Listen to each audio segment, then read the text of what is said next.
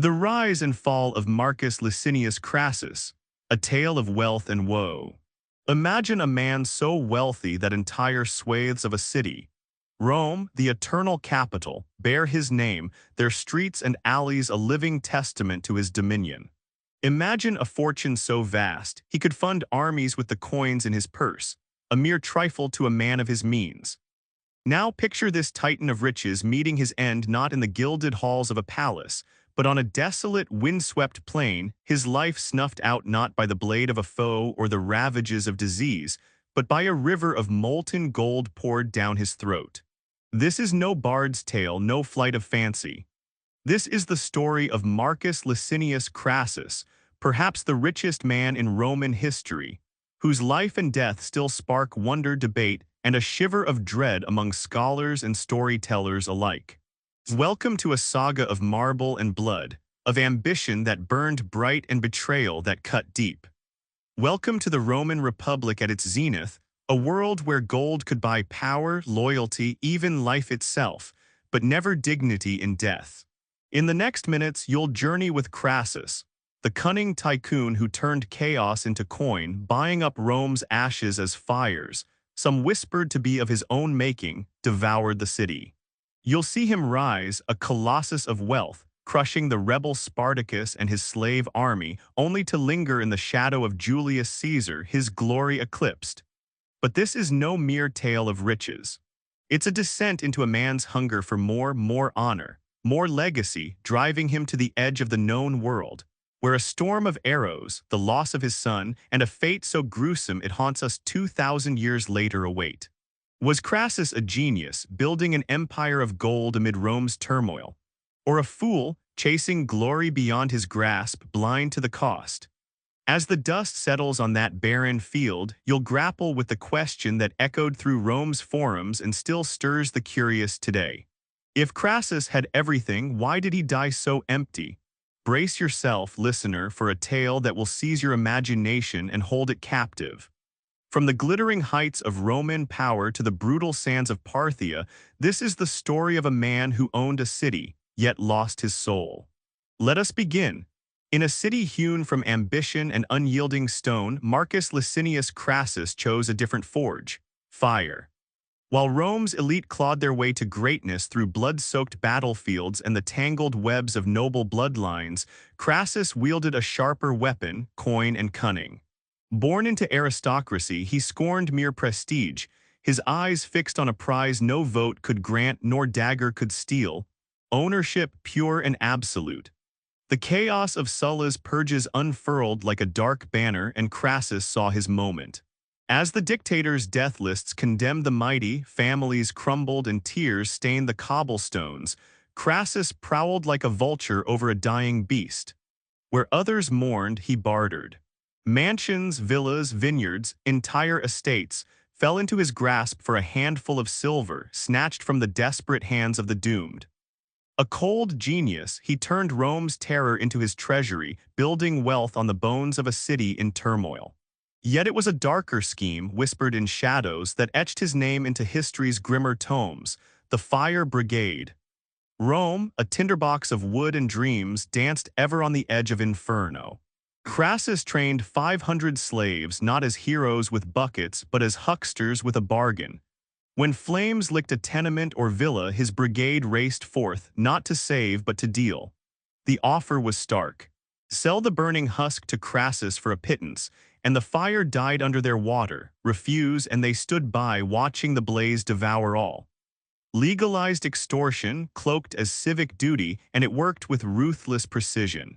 Within years, Crassus owned more of Rome than senators owned promises. His wealth, a legend in his lifetime, would tower into billions by today's measure. But beneath the glittering piles of gold burned a deeper hunger, not just for riches, but for the iron grip of control.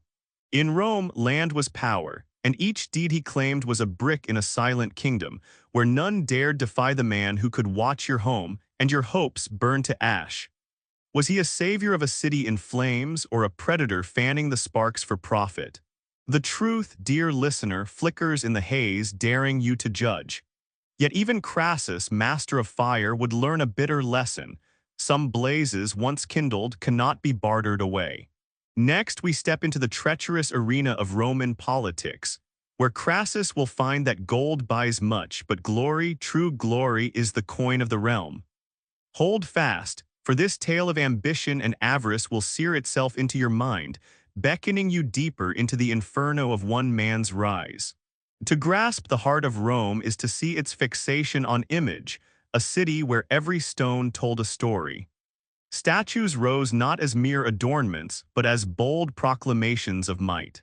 Triumphs rolled through the streets, not just parades but blazing proof of a man's worth, etched in the cheers of the mob.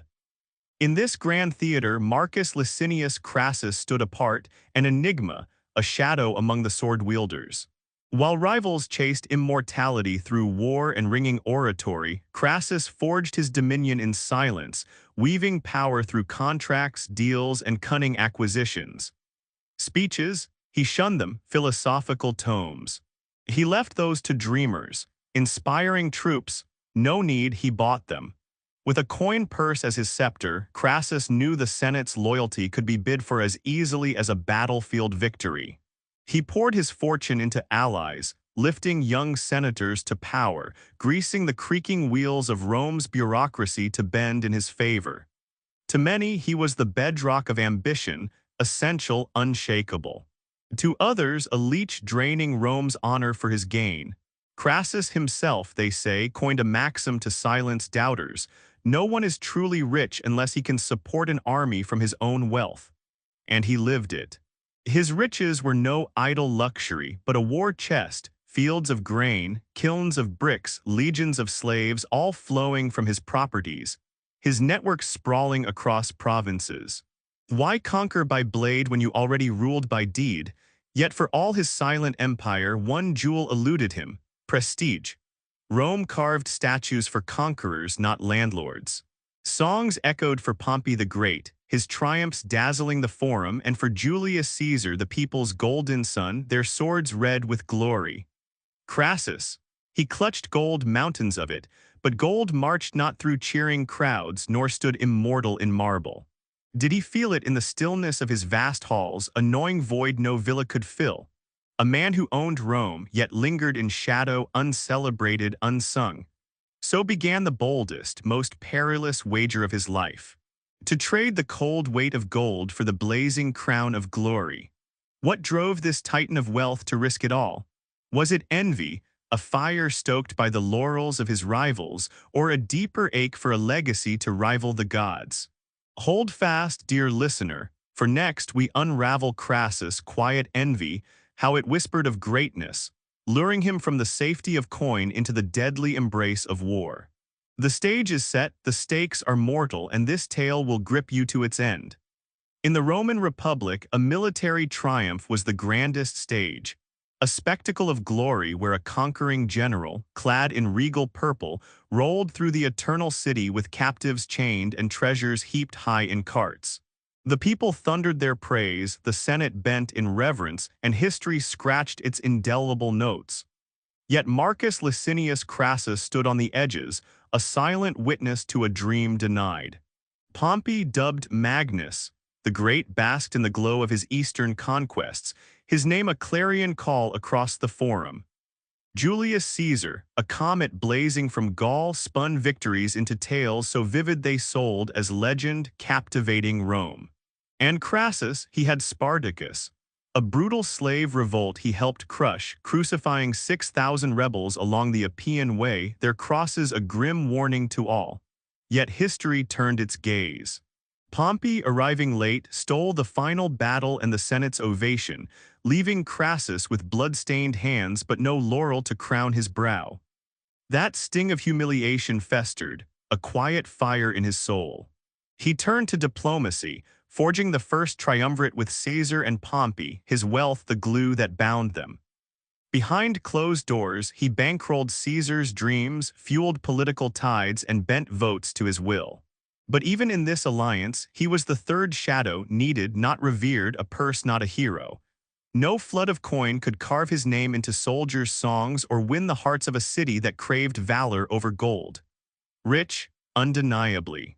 His fortune towered, unmatched, but Rome didn't dream of riches, it yearned for conquest, for the clash of steel and the roar of triumph.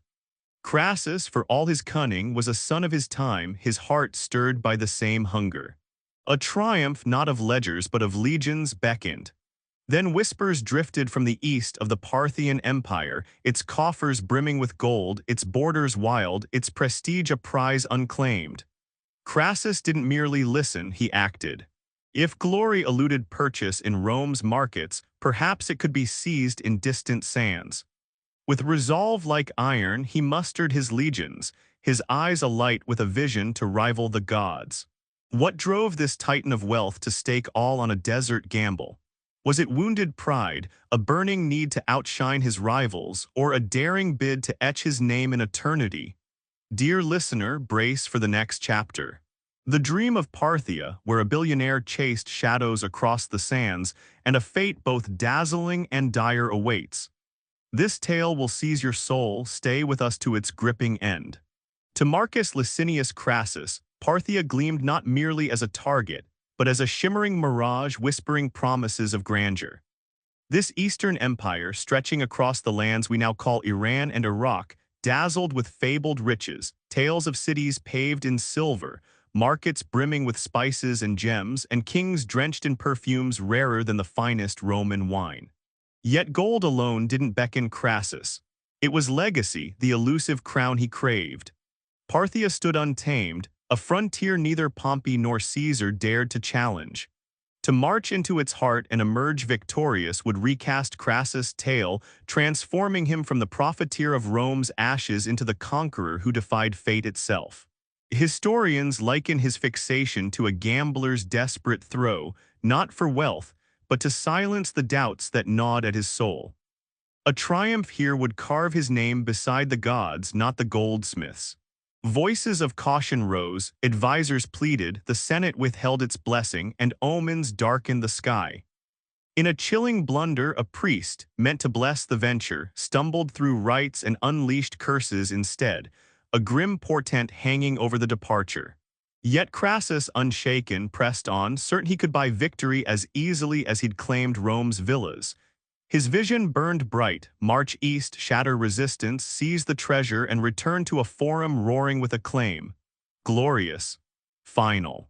But Parthia was no Gaul, no ragtag band of slaves or splintered provinces. It was a realm of horsemen, swift, lethal, disciplined, masters of the saddle who could twist backward, loosing arrows mid-gallop. Their Parthian shot was no mere tactic. It was a taunt, a promise of shame to any who dared too much. And Crassus, at the head of 7 legions, some 40,000 Roman souls, strode boldly into that vow, his eyes clouded not by desert dust but by the haze of ambition. Did he sense the weight of his wager, the peril of a land that bowed to no coin?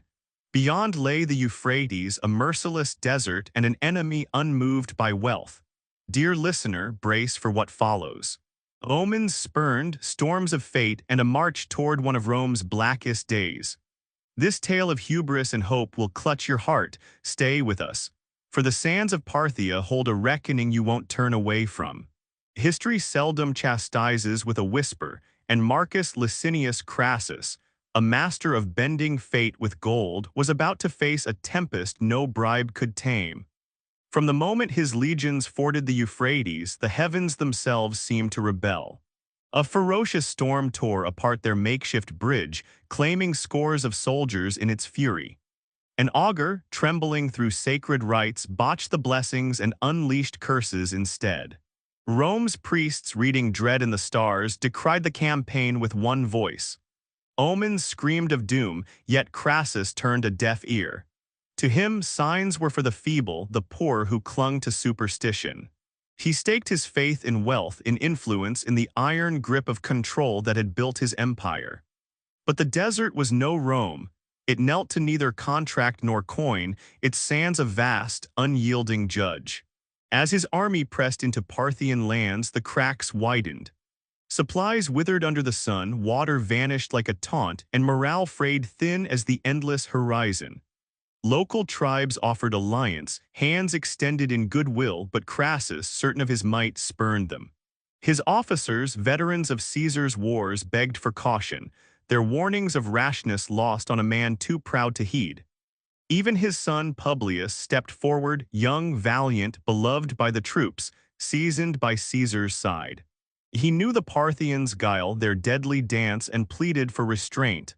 But Crassus, perhaps stung by the shadow of his son's valor, feared the stain of weakness. To retreat was to lose face. So they marched deeper, legions stretching across open plains, cut off from aid, chasing an enemy that slipped away, refusing Rome's terms. The Parthians, led by the brilliant young general Shurna, watched from the dunes, silent, patient masters of their realm.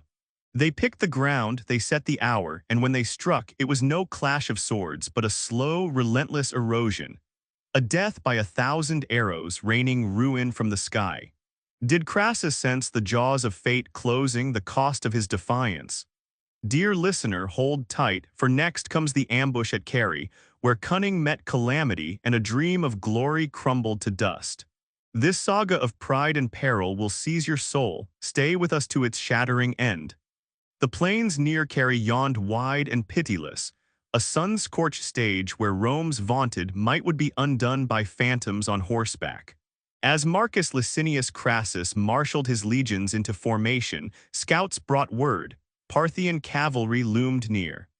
Wiser commanders urged him to hold fast by the river, a lifeline of supplies and room to maneuver.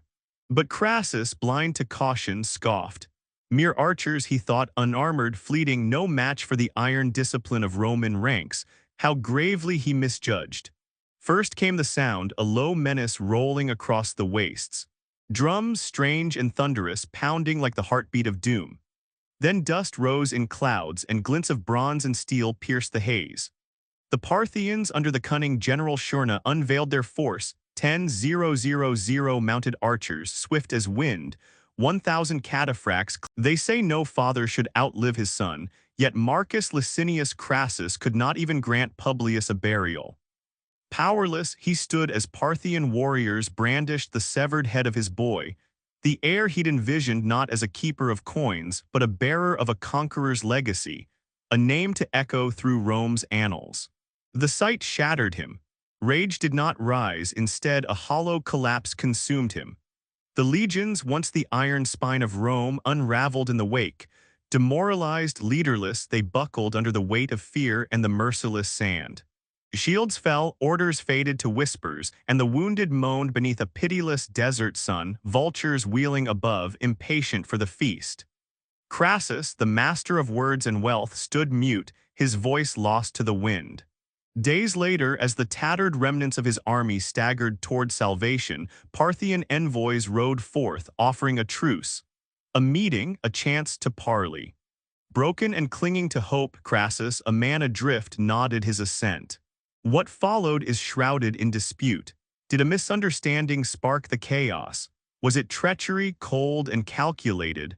Some whisper General Shurna sought Crassus alive, a living prize worth more than any ransom. Others say the Roman, in a final bid, turned to flee. Truth blurs in the dust, but one fact endures: the parley ended in blood. Crassus fell, stabbed, perhaps beheaded, as Parthian custom dealt with vanquished foes. A brutal end, tragic in its swiftness, yet not the final note of his saga. The Parthians, steeped in the tale of his greed, crafted a finale too vivid to fade. Roman chroniclers, decades later, recorded the act. Molten gold, seething and bright, poured down his throat. "You thirsted for gold," they mocked, "so the legend goes, now drink it." A cruel, eternal toast to a man undone by his own desire. Was this justice, a fitting curtain for a life of avarice, or a myth born of scorn? Dear listener, the stage is set for the end. Truth and tale entwine, revealing why some stories outshine even the richest of men. This haunting chapter of loss and legend will hold you fast. Stay with us to its gripping close. Picture a scene so vivid it strains belief. Marcus Licinius Crassus, a man devoured by wealth, silenced by the very gold he revered. Molten metal, seething and bright, poured into his mouth, not mere execution but a blazing metaphor, a judgment cast in fire. Roman chroniclers like Plutarch and Cassius Dio seized this tale with relish, painting his demise not as a battlefield loss but a fable for the ages. A moral reckoning, a lesson scorched into history's pages. Yet step back from the sands of Carrie and the story wavers. Plutarch, writing nearly 2 centuries later, and Dio, even further removed, had no witnesses to lean on. Still they wove the golden death into their accounts. Why? Because it fit, a perfect stitch in the tapestry of human storytelling. Across Persia, India, even medieval Europe, tales whisper of greedy lords undone by molten metal, a punishment as ancient as avarice itself. We crave this symmetry, this poetic balance where fate mirrors flaw. Modern scholars raise a skeptical brow. Perhaps Crassus fell in the chaos of parley, stabbed or beheaded, his head ferried to Parthia's king Orodes II. Some say the king, mid-viewing a Greek tragedy, received this grim trophy, a twist poetic in its own right, stark and plausible. So why does the tale of molten gold endure, shimmering through time? It speaks to a hunger deeper than fact. Not legal justice, but narrative justice.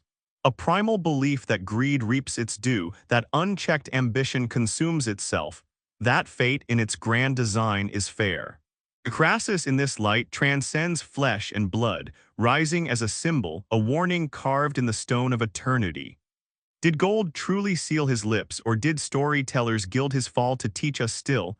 Dear listener, the saga beckons on. Next, the ripples of Crassus' ruin, and how one man's ravenous quest tipped a republic toward chaos. This tale of truth and myth will hold you spellbound. Stay with us to its riveting close. Marcus Licinius Crassus crumbled in the searing sands of Mesopotamia, but the shockwaves of his demise rattled the marble heart of Rome. He was no mere failed general. He was the third pillar of a brittle alliance, the first triumvirate binding Caesar and Pompey in a fragile dance of power. As mediator, financier, and silent schemer, Crassus held the balance not with charm but with the weight of his coin. His death shattered that equilibrium, and ambition, once restrained, surged wild and unchecked. Within years, Rome plunged into chaos. Caesar, bold and unbridled, crossed the Rubicon, his legions a tide of defiance. Pompey, fleeing, fell to treachery, his glory extinguished. The Republic turned battlefield, its democratic heartbeat fading to the drum of civil war until dictatorship seized the stage. A world Crassus, once bent with gold, was forged anew by the sword's edge. Did his fall, a single crack, doom the foundations of a nation? The cost of carry cut deeper than pride. Some 20,000 legionaries perished, their blood soaking the desert.